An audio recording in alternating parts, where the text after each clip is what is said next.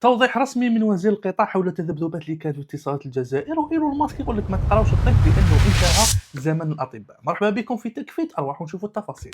البداية في الجزائر، والأيامات اللي فاتوا كان نقاش كبير حول تذبذب الانترنت في الجزائر، وين شفنا العديد من الشكاوي وكنا كتبنا موضوع حول هذا الامر. في نهايه الاسبوع هذا وزير البريد والمواصلات في البرلمان الجزائري خرج وتكلم على هذا الموضوع، وقال على أن المشكل راهو من مزودين الخدمة ولا من بوابات العبور الدولية والضغط العالمي اللي راهي فيها، ويقول باللي راهو يتم العمل معهم لحل هذا المشكل، وربما نبداو نشوفوا النتائج بداية من الأسبوع القادم إن شاء الله. وأيضا قال بلي التذبذبات الأخيرة كانت بسبب أيضًا أنه كاين update في الcore network أو في قلب الشبكة، هذا جاء منذ بداية لا 5G باش يتم تطوير البنى التحتية ورفع سعة التدفق إن شاء الله.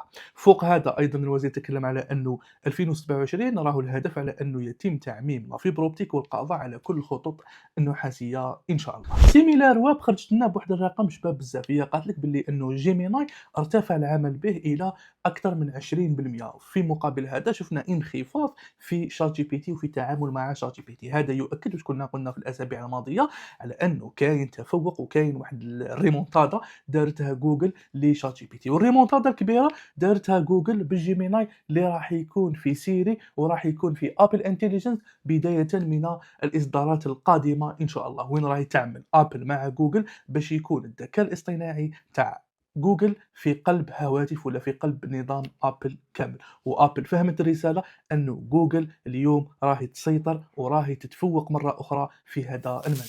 ونروحوا لأنثروبيك اللي عندها كلود اللي نعرفوه، وبالك خاوتنا المبرمجين يعرفوه مليح، وأطلقوا هذه المرة كو وورك. هذا وشنو؟ أنه انتقلنا من مجرد شات بوت إلى اجنت بكل ما تحمله الكلمة من معنى، وين يقدر يدير المهام الروتينية ولا مهام معقدة اللي تكون بعيدة عن البرمجة يديرها مباشرة. أتصور تفتح له البيسي تقول له باللي راك تكتب معاه، راك تشاتي معاه، تقول له خدم لي هذه الخدمة نقولوا ببرنامج بلندر، راح يخدمه لك مباشرة، راح يفتح البرنامج ويخدم به. وكيف كيف تعطي له نقولوا ملفات كبار في البيسي ديالك مخلطين، تقول له هاك خدمهم. هذا الأمر مرعب وراح يفتح النقاش والأمر إلى أمور أخرى تقدر تولي ديرهم بالذكاء الاصطناعي. وإيلون ماسك دائما يخرج لنا بتصريحات غريبة وصادمة. هذه الخطرة قال لك وعلاش تقراو الطب؟ ما كان لا تقراو الطب لأنه الأطباء راح ينتهي العمل ديالهم والدور ديالهم. وقال بلي في سنة 2029 الروبوت ديالو اللي هو اوبتيميس راح يقدر يدير عمليات جراحية ويقدر يشخص ويقدر بلا ما يرتعش وبلا ما يخمم بزاف، وأيضا تكون عنده الخبرة تاع ملايين العمليات الجراحية في جميع الحالات من كل أنحاء العالم، لأنه مزود بذكاء اصطناعي وبداتا كبيرة. وبذلك يقول لك أنه خلاص راح يكون نهاية زمن الأطباء.